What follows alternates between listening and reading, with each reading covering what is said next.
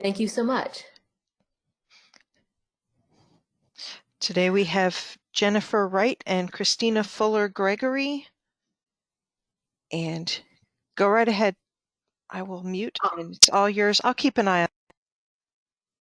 All right, thank you so much. And thanks for joining us for this presentation, a little bit of a different conference this year, but we're excited to be presenting Conversations at the Table, Centering EDI in Public Libraries. And like Megan mentioned, I am certainly not alone in presenting this today. There are two of us. So I'm going to go ahead and we're going to start by introducing ourselves. Christina, would you like to go ahead and introduce yourself first?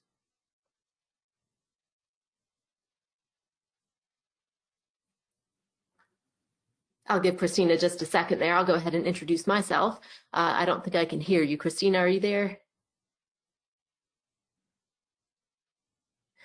All right, so my name is Jennifer Wright, and I work for the Spartanburg County Public Libraries system up here in the upstate. I am the director of planning, and I also do staff training here. We've included our information here on the slide because we are going to be talking about some very practical things, and we want you to be able to contact us if you need to. Christina, are you there now to introduce yourself? I am. Can you hear me now? Yes, we can. Okay, wonderful. I am Christina Fuller-Gregory, and I am a librarian as well as an equity, diversity, and inclusion advocate. I currently serve as the co-chair of the Public Library Association's Equity, Diversity, Inclusion, and Social Justice Task Force, and I am very excited to talk to you about this today. Thanks. And Christina's joining me in part, of course, she's an expert on this topic, but also because we were lucky enough to have her working with us at Spartanburg County Public Libraries in the past. And that's why we're going to be talking today about some of the EDI initiatives that we put into place here. I want to talk a little about what we'll cover today. John Lewis is quoted as saying that nothing can stop the power of a committed and determined people to make a difference in our society. We included that quote because it's more important now than ever. Public libraries really do have an obligation to center equity, diversity, and inclusion in everything we do, I think. You know, our collections, our policies, our programs, our physical spaces, and of course, our staff. So we're going to talk about the formation of an EDI committee and some related initiatives in Spartanburg. We'll talk about the design. We'll talk a lot about the design and presentation of our EDI curriculum, which we called A Place at the Table. And then we'll also touch on some feedback, results, and next steps to move these efforts forward. So Christina's going to start us off, and she is going to talk a little bit about the background for EDI at the library. Christina? All right. Well, thank you, Jennifer.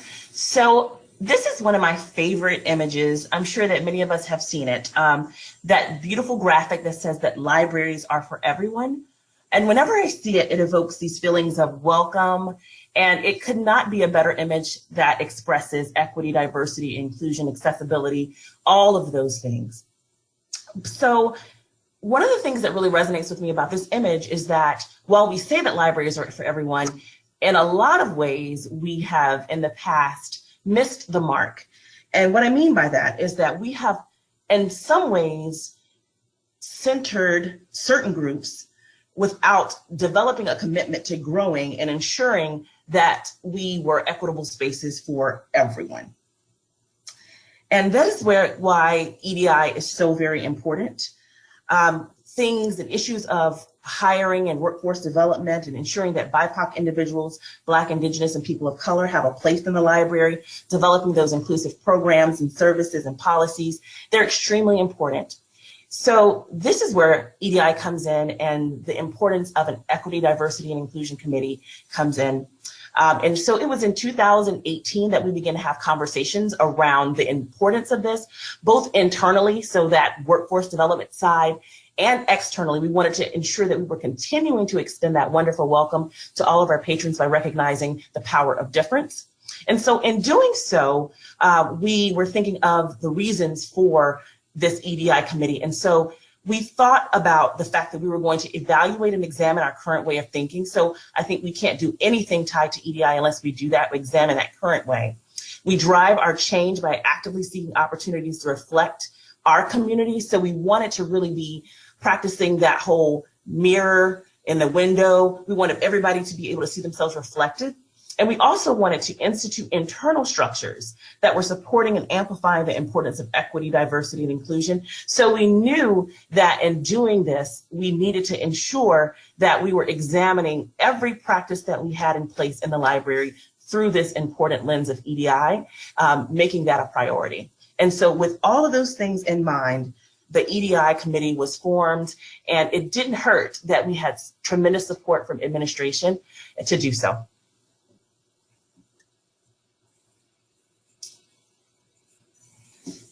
So to begin for us, we wanted to develop a framework. The committee was comprised of diverse staff that represented a variety of departments, job roles, and perspectives. So in leading the group, there were a few key pieces of framework that emerged early on. One, we understood that there were varied levels of understanding when it came to EDI. And before we could make any substantive changes in the library, we needed to begin with finding a commonality in regards to why. Why are we doing this work? Why is this work important? And how do we begin to create a workable framework for building both our individual capacities and collective capacities around EDI? So during this period of internal examination, a few themes emerged. So we knew we needed to develop a shared lexicon. We felt that by doing so, that it would help us to create a stronger community. We knew that shared terminology would streamline communications, so it would make processes better. So we knew that when we were marketing certain events, we wouldn't have one location using certain terms while another was using. So for instance, Hispanic Heritage Month, we wanted to highlight words, we wanted to make sure that people knew about Latinx and they were using things properly. So there was that integration there. We initially discussed crafting a vision statement as an EDI committee when we came together. But as we continued our work, it became obvious that we were driven and would be sustained by an ongoing commitment to SCPL's culture of equity, diversity, and inclusion. So we shifted our way of thinking. Instead of developing a vision statement, we decided to create what we called a commitment statement. And the image that you're looking at on the screen is that initial commitment statement that we developed, and you'll see all of our hands because we wanted to make sure that we were letting everyone know that we were committed to this. And every time we meet, we had it hanging, and it is something that we always turn back to. And so this statement, we actually presented to the library board, and it was accepted. So we were very proud of the development of this statement.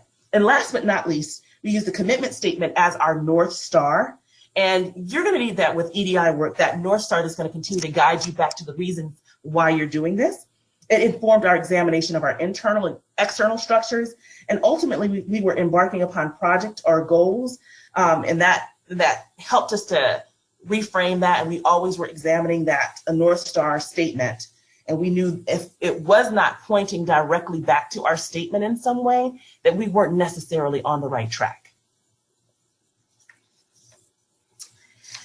So when we're talking about that shared vocabulary that I briefly touched on in the last slide, I'd like to talk a little bit more about that.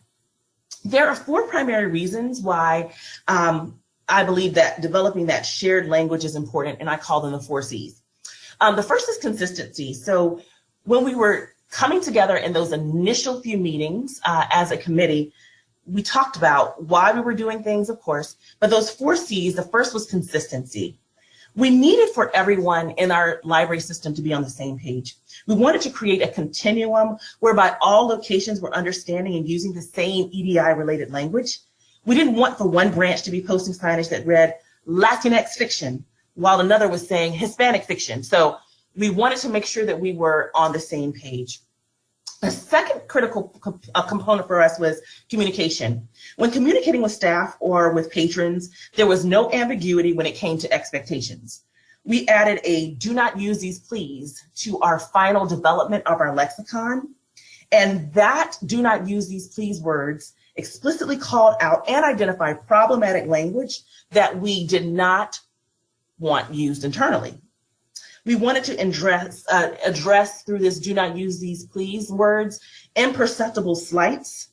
We wanted to be intentional about calling out words that did not center equity, And most critically, we wanted to address the importance of meeting patrons and staff where they were by ensuring that we use their selected pronouns. The third C is conversation. Each week we shared out our EDI words of the week with all staff. We provided definition and context and encouraged staff to examine and use these words in properly, so in proper context. So we found that staff began to expect and look for our words of the week, and so much so that when we cycled through our entire developed lexicon, we received emails from staff letting us know that they needed more words. So I think that's a great problem to have. And the final C is community. Margaret J. Whitley said that there's no power for change greater than a community's discovering what it cares about. So often in libraries, we feel so siloed. And I feel like sharing this lexicon allowed the committee to involve all staff in this work. So it wasn't just a committee thing, it was an entire library thing. This, along with the place at the table, allowed us to make it more clear that there was an expectation that EDI was important to all members of the committee as well as our library system itself. All right, so ready to do the work. So when we're looking at that and looking through the lens of equity, it was important for us to examine every department, service, policy, procedure through the eye of the equity. So this arduous and tedious process, it takes a while, but it's quite necessary. We broke our work into groups and we asked questions like, in what ways is this department centering equity, diversity, and inclusion? What are we doing well? What can we improve? And I encourage you, if you're thinking of doing something similar, to ask yourself, and if you develop a committee or you're working with a committee, ask those tough questions. How many programs have we developed that would appeal to a marginalized group or BIPOC group? If your answer is 0, then you know you've got work to do.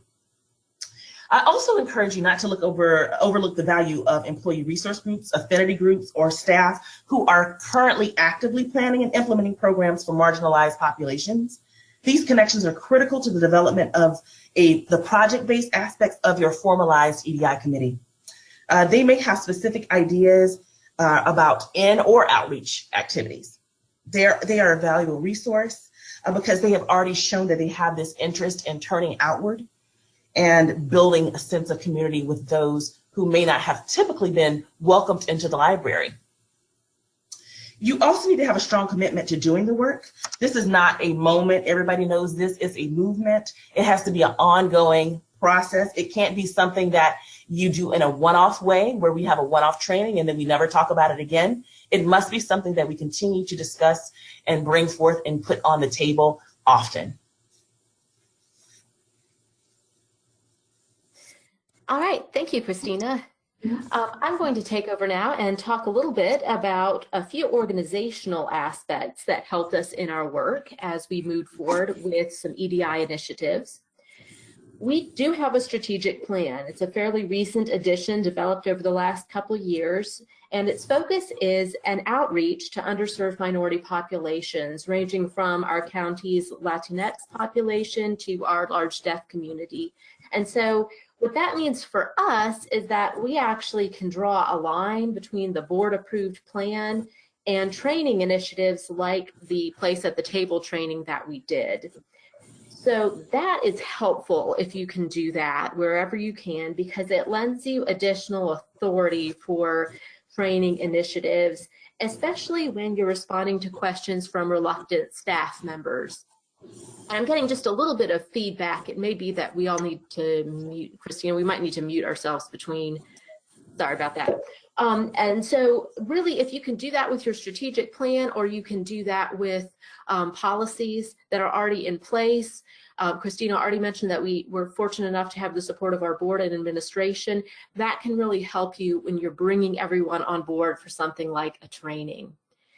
The other thing is that we already had some training resources in place here at the library, and we're fortunate to have these resources, but I also want to talk a little bit about what it's like if you don't have those resources. So we do have a dedicated planning and training department. I'm the director of that. So we have some assigned staff members. And that really did make it easier for us to dedicate staff to organize training initiatives like this that were aligned with our strategic plan.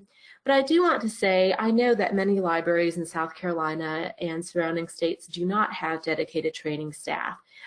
I think that it is quite possible to still do EDI training by cross-training people and getting volunteers. And you'll want to look for staff who are in leadership positions, who are very enthusiastic about the topic, enthusiastic volunteers, and have those strong emotional intelligence skills to manage this kind of training. One thing you don't want to do is volunteer people just because they're part of a community.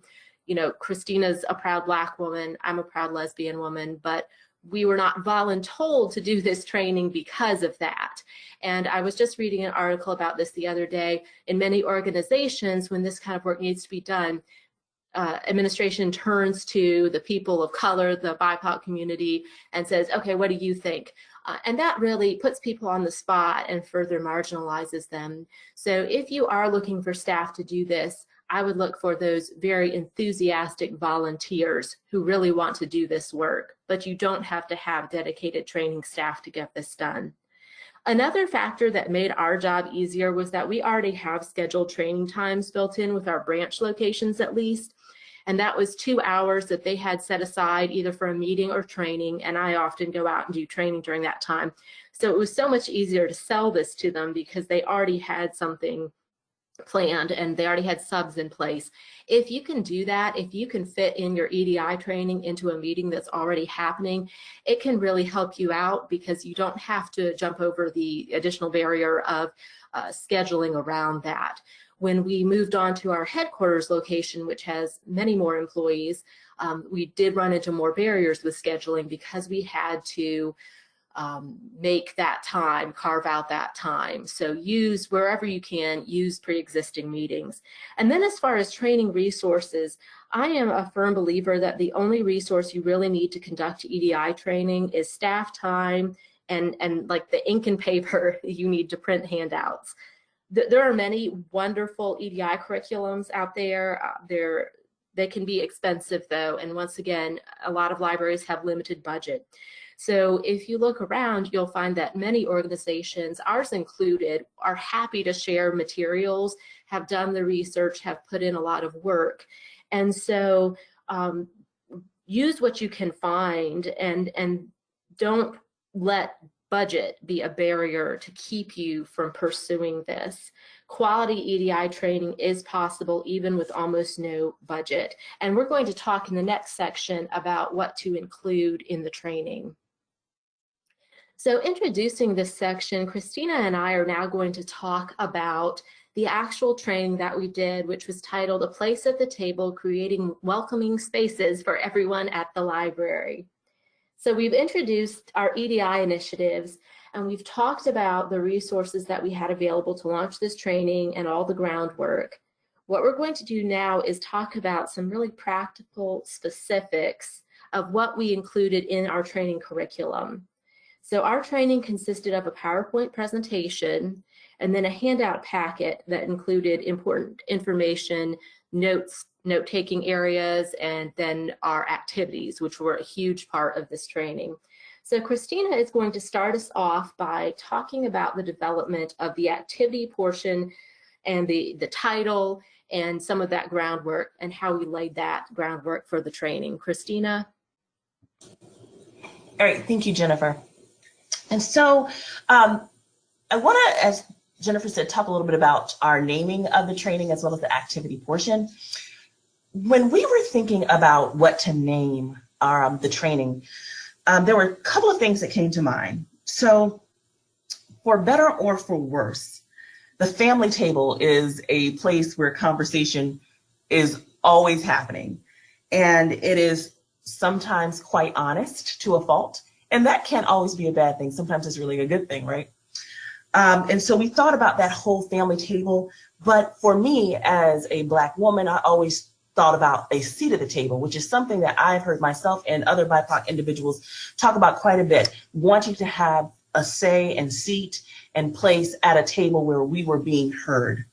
And so it was more than just being at the table. We wanted to be seen. We didn't want to be overlooked or undervalued when it came to our contributions. And just having that seat promotes the acceptance, and we want it to be equally acceptable. So that whole table concept is what kind of led us to naming it A Place at the Table. We knew that what we wanted from that table at the table was for honest conversations to take place. We wanted for staff to come into the room and it be a place where it was structured to support open, honest conversations about equity, diversity, and inclusion. We knew that everyone was coming to it with different levels of understanding, but we wanted to create a safe space, which was critical to what we were doing. And so we knew that in addition to that, we wanted to encourage interactivity. So we wanted for our participants to not come in and just sit and be talked at. We wanted for them to be able to express concerns or thoughts or ideas to both us and to one another. So we really encouraged the interactive nature of that training. And then we really truly wanted to underscore the importance of individual identities. I think that we don't talk enough about the power of individual identity as it pertains to our work. I think we're a lot of times asked to kind of compartmentalize and shut off that part that is truly us, particularly when we're working with patrons and we don't want to tell them everything about ourselves. But internally, as we're working with our coworkers, I think it's very important to both understand and respect individual identities. So we really concentrated on making it plain that each of us comes to the table with our multicultural selves, with different parts and pieces of our identities, and we wanted to share that.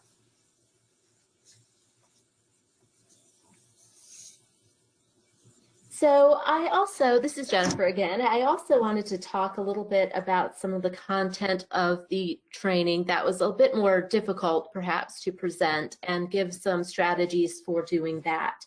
Our training contains a discussion of some different types of discrimination, and we always started out by reminding everyone that this is just an introductory training, and so we just gave a very basic sort of high-level introduction to these topics. There was no way in our initial round of trainings that we could get into some of the really in-depth into some of these, but we did define the term discrimination. And what I did with that was I made sure to equate it with the idea of division. Discrimination is a behavior that divides us, and as such, it has no place in library service. And I think that kind of description really resonated with a lot of our staff, even those who were more reluctant coming into the training. So then what we did next, and of course, this is not the very first thing we did. We started with activities, and we started with some icebreakers. But eventually, in the next slides, I did use our EDI lexicon to define and discuss some isms, if you will, some different types of discrimination like ableism. We did ageism, sexism, homophobia, and racism. And the racism discussion was followed by 2 short videos on microaggression and implicit bias. And I've mentioned we can share our materials with you. Happy to share that information and also the videos that we use. Talking about the different types of discrimination is a challenge, obviously, especially when you have both people sitting in the room who face that discrimination themselves, and then people who might have some of those prejudices themselves, both together in the room. So like I do with all training, I researched and decided to utilize a number of strategies for discussing especially the difficult topics of homophobia and racism. The first technique to use that I believe is very important is talking about empathy. That is saying outright, imagine how this person feels when this happens. That helps a lot of staff put themselves into the shoes of someone who is different than them. And of course, adults do tend to empathize more with children. So I talked a lot about the harm caused to children in our community by the different types of discrimination. And then also the second bullet point, I wanted to make sure to incorporate concrete library examples. And those are things like, and some of these related to scenarios that Christina developed as well, but there were things like, what if a person who had visual impairment came to your program? How would you adapt for them? Had you anticipated that? How would you plan a program differently if you were anticipating those kinds of differing needs? What if a Black child couldn't find any books with children who looked like them? What if a little girl was looking for a princess book and it was all white princesses? What if a gay teen was experiencing bullying at school and the teen room was the only place he could go for safety? So those kinds of questions and those kind of scenarios really encouraged people to share their own ideas and examples. We had some people share really personal examples and also share some excellent suggestions for improvement to our services and our programs, and some powerful stories from their patrons. And then finally, I think the ultimate sort of line in the sand with especially reluctant attendees for a training like this is to talk about the bottom line of behavior expected for library staff. This can be really impactful for people who are resistant to changing their minds or behavior, because it's just talking about our expectations for work. And certainly a library organization has every right to lay out expectations related to EDI, just like other types of performance expectations. So we would state things like, ultimately, the expectation for library staff is that we are respectful, we're going to help all people, no matter who they are, what they need. More specific expectations might be like, the expectation is that SCPL staff will not engage in racial profiling. The expectation is that staff will not display homophobia. And I'm not saying that you have to kind of be very hard with this, but it is good to be direct, I do believe, because for some people, the empathy conversation won't quite get through, and stating this as an expectation is actually a way to help them really understand that this is part of their job. Christina is going to continue now and talk a little bit about some restructuring of the training that we did. All right, thank you, Jennifer. So with any training, I think that there's a period of restructuring that has to take place. So there are ways in which we did things in the beginning, and we thought that they were great, but then you notice that there are changes that need to be made. So for us, it was a halfway point, and we decided to pivot on our training. And so I feel like this year, 2020, is the power of the pivot year. So we did the same thing with our training. We pivoted. And so we originally had built training that relied quite a bit on organic conversation. So we would pose a scenario, a very active scenario. We would pick, select something that was related to library services. We'd have them work through the scenario in a certain way. And it really relied on more organic conversation. In some cases, this worked well, and we had an abundance of feedback, and it was very lively discussion, and that was great. And then there were other times when we had crickets, just silence. And so that wasn't necessarily great. So we were looking for ways to encourage this impactful conversation, substantive conversation. And so we decided to change up to level up. So in order to kind of make it more enhanced and for our staff to get more out of it, we decided to change up. And so we did so by tapping into something that was really a wonderful pivot, and it was bystander intervention training. So for us, I don't know how many of you have heard of bystander intervention training, but I've gone through it and I thought it was phenomenal. And I thought it was phenomenal in that it helps you to be able to respond in real time to some of those things that happen to you on a library floor, for instance. So it helps you to, it empowers you to be able to respond as an ally to someone who's experiencing something, a trauma or whatever should be happening. I think this is really important for us working in libraries where we're serving and working alongside someone else, when we could have a situation where someone comes up and we are at a loss on what to say, how to be an ally, how to support. And so we integrated aspects of bystander intervention training into our new training model. So what we got from that was a more cohesive training structure where we took those same wonderful scenarios that we developed And so we were able to have active scenarios, but we created more of them. They were more targeted. What we did was we directly created a correlation between our scenarios as well as some of the isms. So whereas we talked, Jennifer spoke about us talking about racism and homophobia and ableism and ageism and things of that nature, we were able to directly create scenarios that spoke to those concerns and those isms. And we asked our participants to identify all the ways in which they noticed a particular ism and how it manifested in that scenario. They were real life scenarios, and it had a lot of impact. And so in them being real life scenarios, we also asked them to formulate responses for how they could be an ally to someone on staff who was experiencing that exact issue or concern. And that was wonderful in terms of getting them to think outside of the box and think critically about their response times. What we found was, in many cases, staff would say, well, I wouldn't really know how to respond to that. Or I thought of a million wonderful things to say in response to someone and in support of someone, but I didn't know how to make it plain. I didn't know how to do it. And this empowered them to be able to practice that.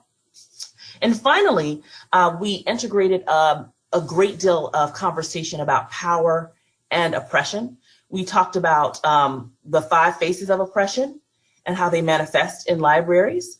And we had that correlation back to not only the isms, but the scenarios. And then we integrated those 5 faces of oppression. And it created almost like a perfect storm of conversation where we were presenting information and they were able to directly point back to that as they worked in groups to solve, to discuss the scenarios.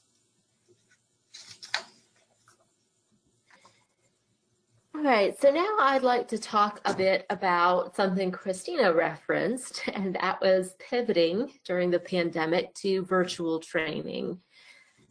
So certainly virtual training is not always ideal for everything. And going into the pandemic, after the initial months of lockdown and all that, I knew that I was going to have to change our training into a virtual format for the people who have not yet had it, because what I really wanted was to go ahead and get everyone trained with this baseline training, because I'm actually rolling out some anti-racism training shortly here at the end of the year. So we're sort of leveling up bit by bit, I hope. So virtual training is certainly a challenge, especially if you have not done a lot of that. I have always been a big fan of GoToMeeting, so I'm glad we're using that today, or even Zoom. Those are great tools for doing a training, but it really is a challenge. So I did have to redesign the place at the table curriculum in an online format, and I want to talk a little bit about how I did that. The main way in which I did this was to add a lot of additional slides. This is just very practical stuff, really. I added additional slides and talking points for the activities. Activities are the hardest things to translate into a virtual format. So for example, we have in our training the activity Circles of My Multicultural Self, which probably a lot of you have completed at one point or another.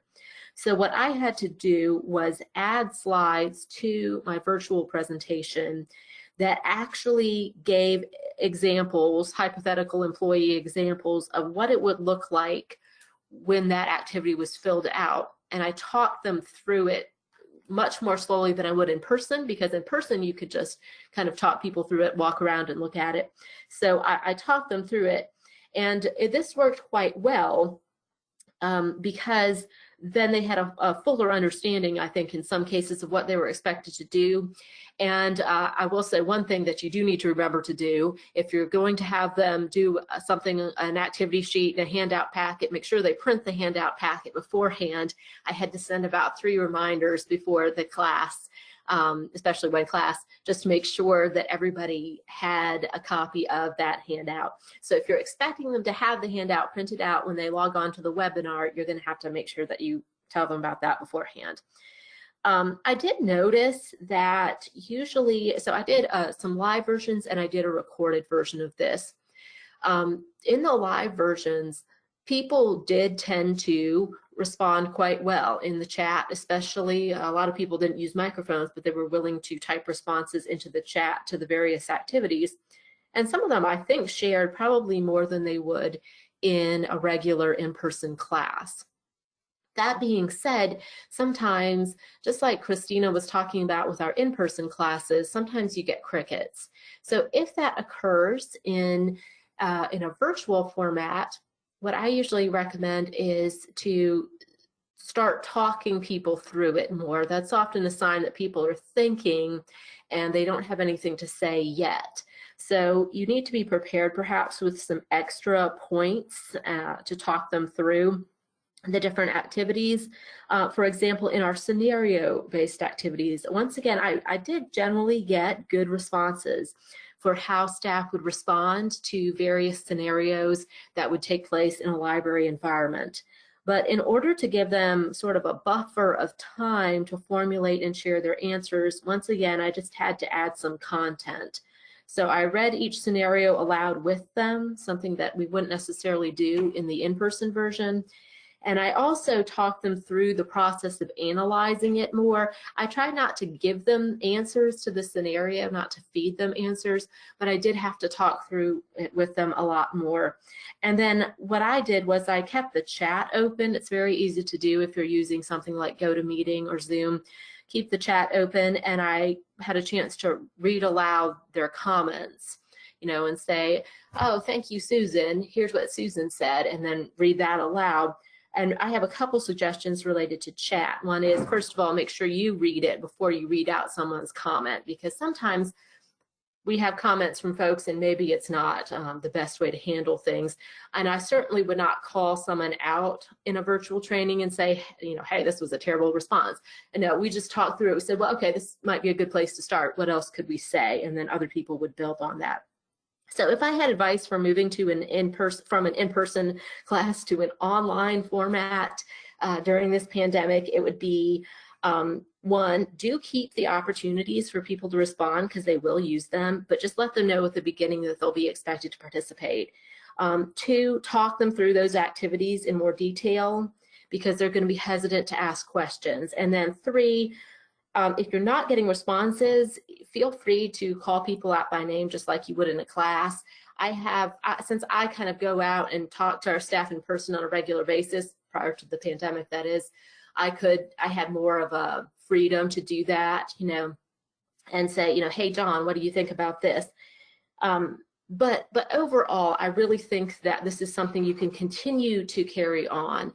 Don't let the pandemic kill your enthusiasm for EDI training, because it is possible to do, and popular, we hope, even in a virtual format. All right. I have one more thing to share regarding our training, and that is some feedback that we got. So we, that is the training department, has a standard optional training feedback survey that we send out to each attendee after an in-person training. Up until the pandemic forced us to go virtual, we sent this anonymous survey to the staff who attended a place at the table, and we got between 30 and 50 responses. They basically had to rate a number of factors from strongly disagree to strongly agree, and most of those responses were in the strongly agree range, which means it was positive feedback. Now, the caveat to that is that I don't know that people who disliked the training actually completed the survey. It was optional. What I might recommend and what I might do in the future is actually having a required follow-up survey of staff just to get a fuller picture. I put a few of these comments on the slide. The comments mainly praise the practicality of the training, the fact that it was done system-wide, people like that. And then, as you can see from the last comment, a couple staff also expressed a desire for more in-depth training, even though, you know, we did make sure we told them that this was just an introductory training. They did see the need for more in-depth. I do believe we have some that dislike the training topic. We had a few awkward moments in training, but if you're nervous about going into this just because you're not sure what you're going to get back from staff, I think that there's often a positive peer pressure when you have a group of people together in a room. And some people are going to hold back from saying things that are patently offensive. But I was pleasantly surprised by the fact that we had staff from various viewpoints who actually liked the training and had good comments. So I think there's always a bit of trepidation going into a training initiative like this, because you don't know how some people are going to react, especially in a very polarized sort of climate. But overall, we really did not have a lot of pushback in any form. And I think a lot of that is because of how Christina worked with me and helped me a lot in developing this training and all the scenarios and the empathy that we generated. So I'm going to turn it back over to Christina, and she's going to share a few things in conclusion. Thanks, Jennifer. So what comes next? I mean, what can we say? We're sitting here today on GoToMeeting. We're not in in-person atmosphere.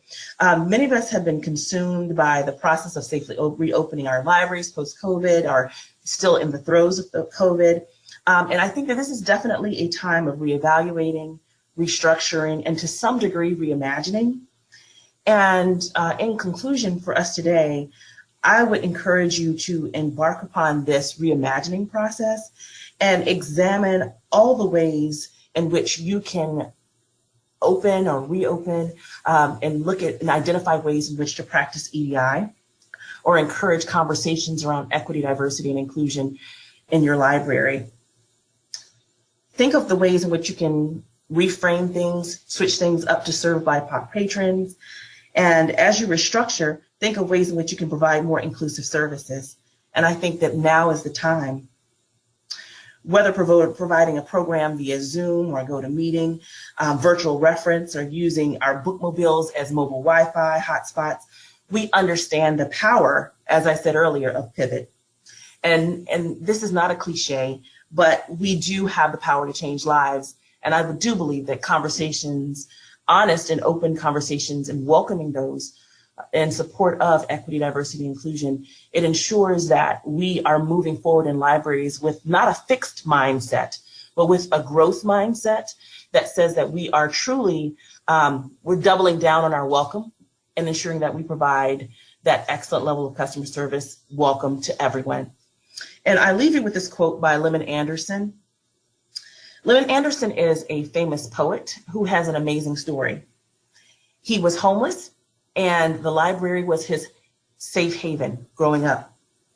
And now that he has become famous, he's often reflected on the power of libraries and their acceptance. And he has said that he has what he has today because of the public library.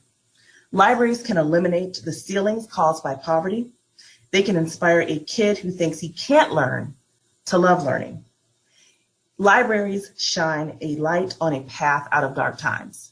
Now, I'm not saying that these are dark times, but hey, we're in COVID and we're working through this process. This is a perfect time for us to reexamine, rethink, and reimagine how equity, diversity, and inclusion can positively impact our libraries.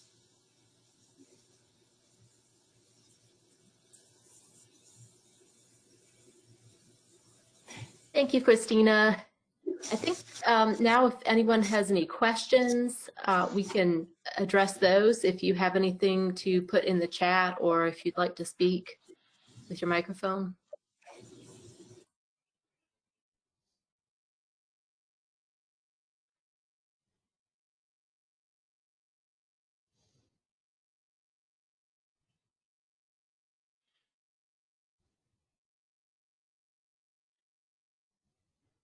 And while we're waiting for questions, I'll just add once again, if you think of anything after this session, or if you would like any of our resources, any of the activities that we used, anything like that, we're happy to share those with you.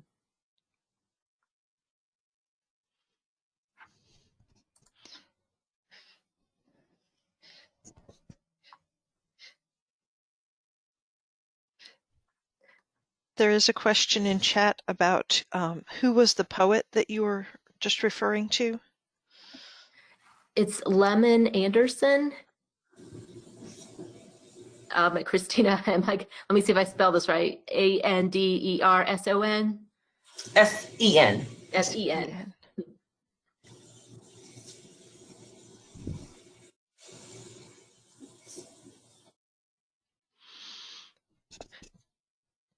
And do we have any other questions for our presenters? Thank you to everybody for attending.